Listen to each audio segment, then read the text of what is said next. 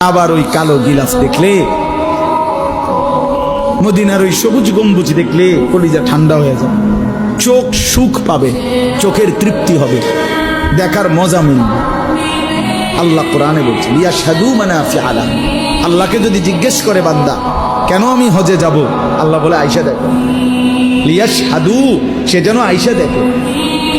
আইসো বান্দা, আসো না আমার ঘরে, আসো, আমি দেখাবো কুদরতের কি পরিমাণ নিদর্শন।